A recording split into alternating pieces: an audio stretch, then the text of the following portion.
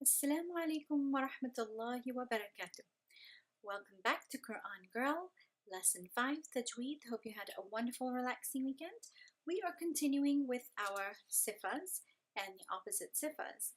Last time when we left off, we had talked about the hums and the jahr. Hums is letting the air flow through. Jahr is stopping the air.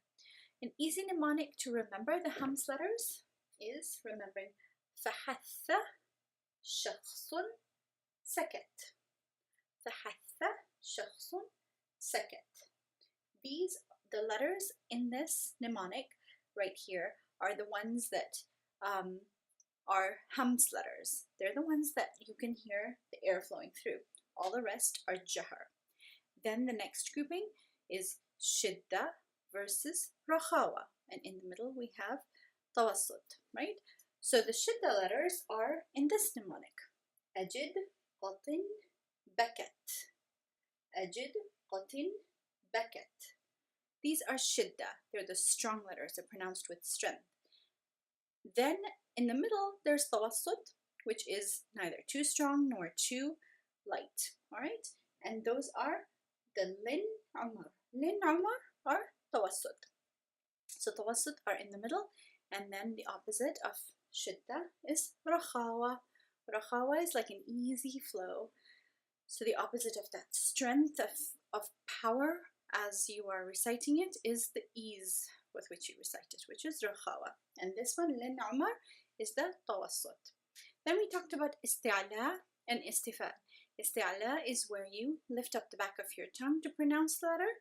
Istifal is where you do not. And interestingly, isti'la letters are also tafkhim letters. Tafkhim letters are letters that are also pronounced with fakhm. Right, I'm going to have to look into the meaning of this, but for now you can just remember isti'la. I do need to review on that to remind myself what this tafkhim is. I will start off with that in the next lesson. Hey, still reviewing as we go along. So, khussa, daghtin, qid, qid, khussa, daghtin, qid are the isti'la or tafkhim letters. All right, and the opposite of isti'la, where the top of the tongue, the bottom of the tongue is raised, isti'la, the opposite is istifal, where the tongue stays down. Then we had itbaq and infitah. Remember, itbaq was really easy. Sad, dad, ta, dha. It's where you have the O sound. And the opposite of that is infitah. All the rest of the letters where your mouth is open is infitah. Then the other two that we did not get to last time are called Ithlaaq and Ismaat.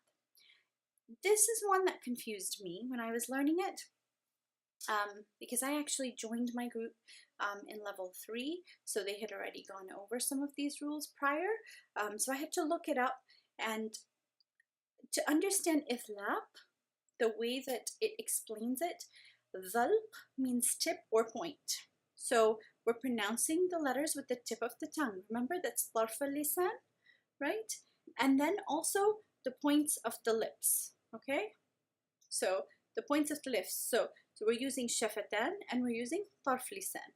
So the letters for this, the mnemonic is firru man lab. Firru man lab. All those are ithlaaq. All right, because you're using the dhalq, which is the tip or point. So you're using the tip of the tongue, tarf al-lisan, and the points of the lips. Okay, ithlaaq. So it's called ithlaaq.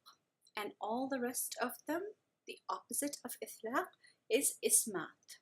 All right, so ismaat is the opposite of ithlaaq. So if it's not ithlaaq letters, which is firru man lab, which is right there, written down there, then it is ismaat.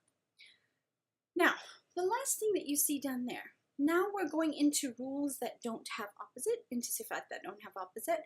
One of them, which is very well known, which you probably all already know, is this one, qutub jad. That's the mnemonic for the qalqala letters. Qalqala letters are the ones that sound like they have an echo. When you pronounce it, you would say iqra, iqra, right? Iqra. So that's an example of qalqala letter. Or itbaq, itbaq, right? There you have a ta and a qaf in the word. So they always have this kind of an echo sound to it. Those are called the qalqala letters. Then there's the safir.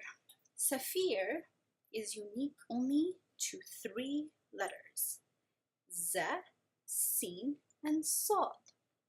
Even when I pronounce these letters, you can hear that their sound kind of sounds like a hiss. Is,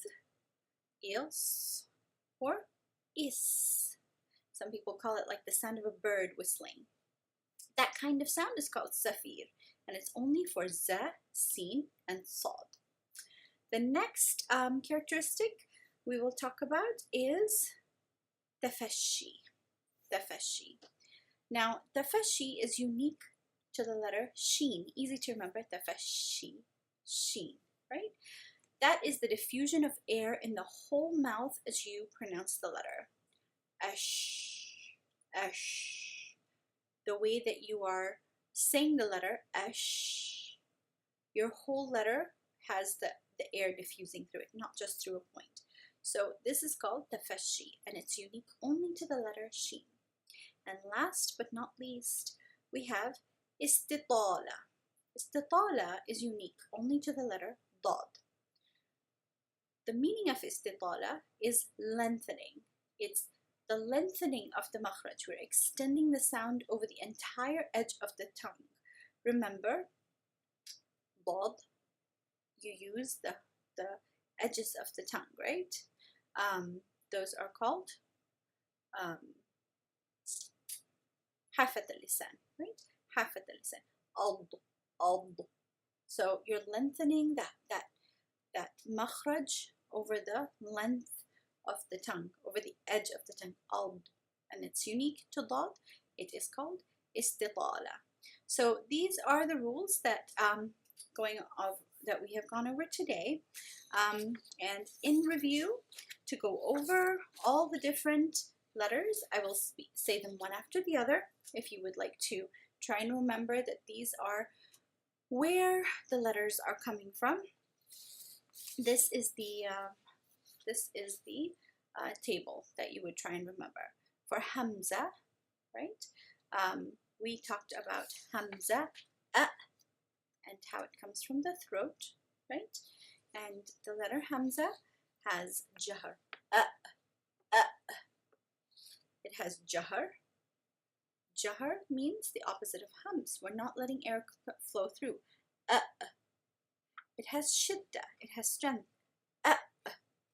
It has shidda. You know that because it is not in the. Okay, you know it has hams because it has jahr because it isn't in the hams section. You know that it has shidda because it is ajid, qatin, bakat, right? Interesting. That does not have hamza in it, yet it is a shidda sifat. So that's interesting. In this mnemonic, it isn't there, and we definitely need to add it. Where is my marker? There we go. Under alif, a lot of times the alif and the hamza, we consider them the same because see, really an alif will always have this on it, unless if it doesn't have anything on it, right? If it's just got a fatha or kasra, it is always assumed that it has the hamza on it, unless it is an alif maddiya. And we're going to be talking about the mads later, right? So in this situation, we're saying hamza, alif. You can put the hamza on it there. That way you'll remember that it has shidda. It has istifal. Istifal means the tongue is not raised. The back of the tongue is not raised. You can keep your tongue down the whole entire time. Back of the tongue, it's not raised. So it's istifal. Infitah. My mouth is open, not closed. And ismat. Ismaat, if you remember, is the opposite of Ithlaaq. And if you remember, Ithlaaq means using the points of the tip of your tongue and the point of your lips. And remember, we said that was firru min lab, right there. And so it's not in there, so therefore it's Ismaat. So that's the example of Hamza. Now if we go to Ba, because Hamza and Alif would be the same, right? We're not going to talk about Alif Maddiya right now because we haven't gone into the Mads yet. So inshallah, I believe our 10 minutes is up. We will go over the rest of these letters inshallah tomorrow. We'll be able to kind of crunch and try and remember where everything comes from. Try and remember the Sifaat, and that way we'll be able to move forward and inshallah keep reviewing. The exam is May 7th. Oh my god, it's coming so soon. Alright, take care. Have a good night. Assalamu alaikum.